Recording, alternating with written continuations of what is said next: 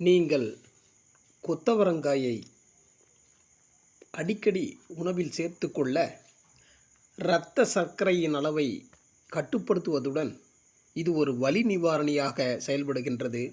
Asthma அலர்ஜியை போக்குகின்றது.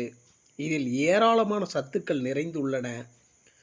கர்ப்பிணி பெண்கள் இதை உண்டு வர குழந்தைக்கு நோய் எதிர்ப்பு சக்தி கூடுகிறது.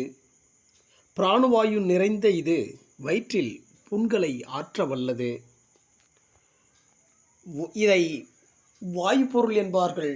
ஆனால் வாதப்பித்த கபத்தை சமநிலைப்படுத்தக்கூடிய ஆற்றல் கொத்தவரங்காய்க்கே உள்ளது. கொத்தவரங்காய் நாம் தினசரி எடுத்துக்கொள்ள இளம் வயது மாரடைப்பு வராமல் தடுத்திட முடியும். இரத்த சோகையையும் இது கட்டுக்குள் வைக்க